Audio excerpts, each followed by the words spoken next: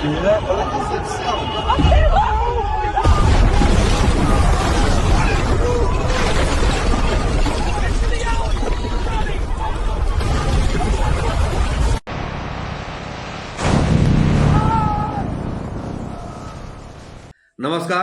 News diary update channel में आपका स्वागत है। मैं हूं राकेश त्रिपाठी।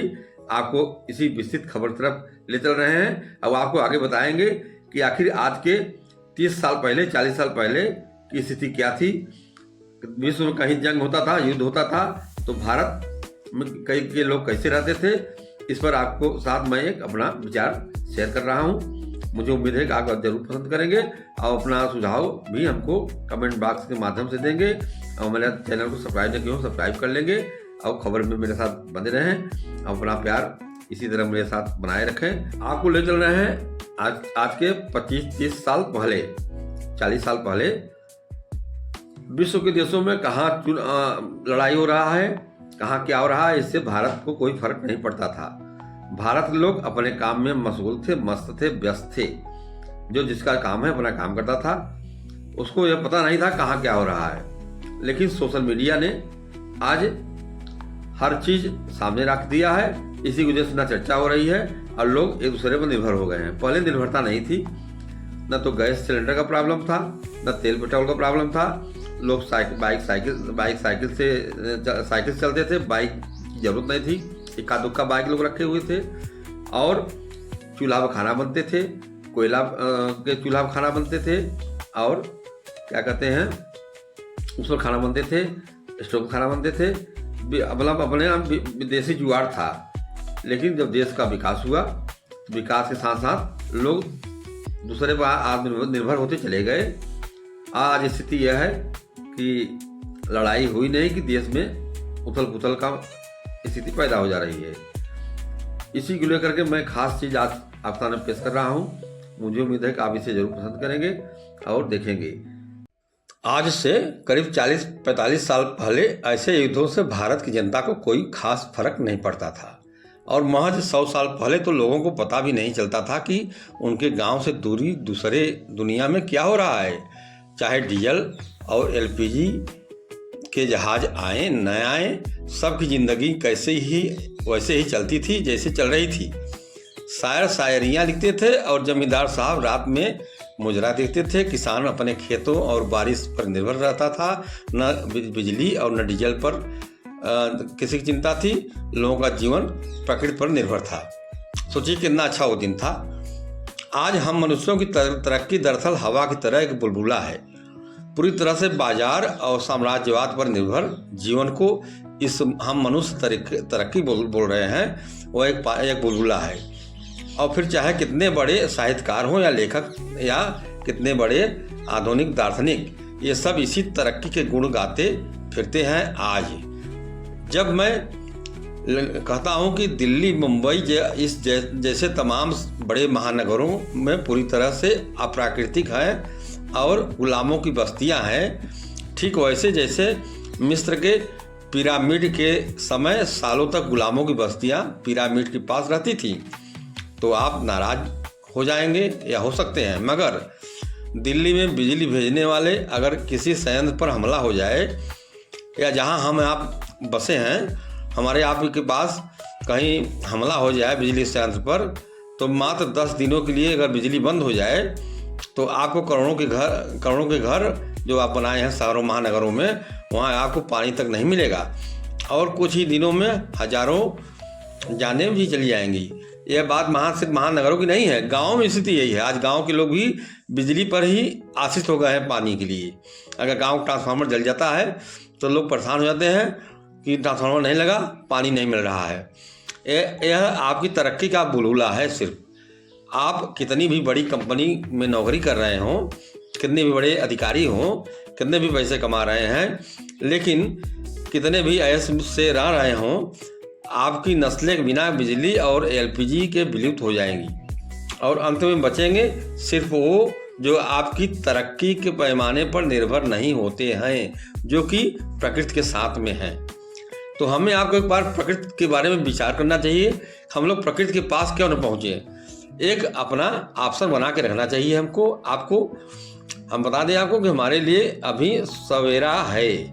भारत आज नहीं तो कल युद्ध की चपेट में आ जाएगा ही, निश्चित है। कोई देश छूटेंगे नहीं, युद्ध की चपेट में आना ही है। तो उसकी तैयारी हमको अभी से करनी चाहिए, क्योंकि अगल बगल सब दुश्मन ही बैठे हैं। राज करने वाले बूढ़ों का कब दिमाग फिर जाए कुछ पता नहीं।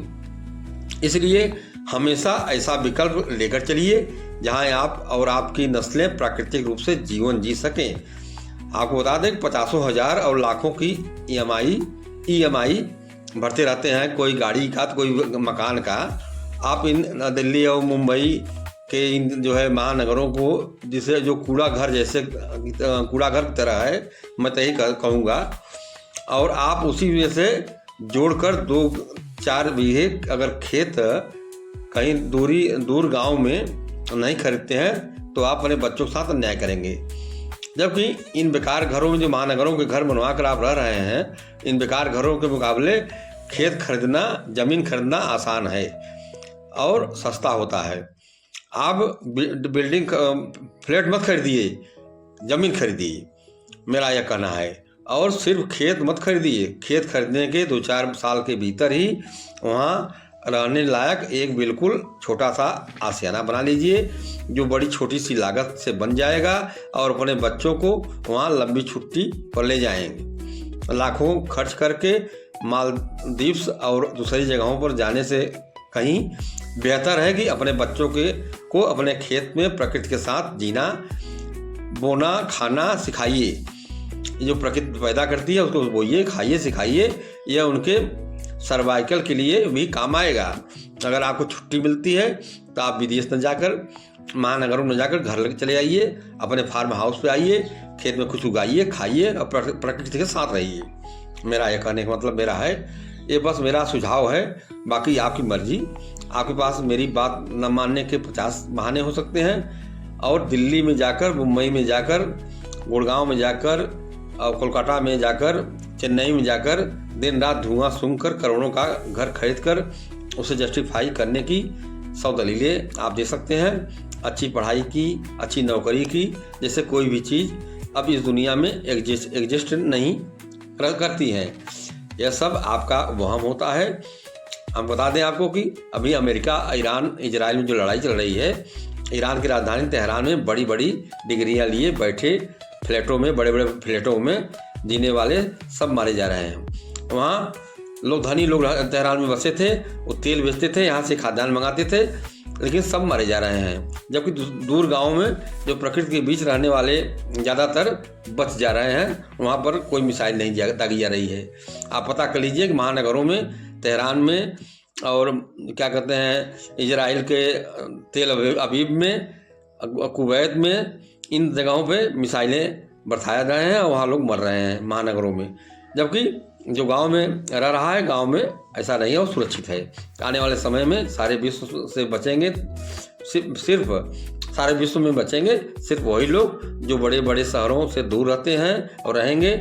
जो शहर वाले बॉम्बे से नहीं तो प्रदूषण और बाकी चीज़ों से भी बचेंगे वैसे, और नहीं तो महानगरों में आप रहेंगे। इन बम से अगर नहीं बचेंगे तो प्रदूषण से नहीं बच पाएंगे इन महानगरों में। तो इसलिए अभी समय है, विचार कर लीजिए आप लोग कि महानगरों के साथ साथ अपने गांव में या किसी गांव में महानगर से दूर ज़मीन ले लीजिए। ज़मीन लेकर बनाए छोटा सा आशियाना बना करके वहाँ रहने का विचार करिए, प्रयास करिए, रहिए।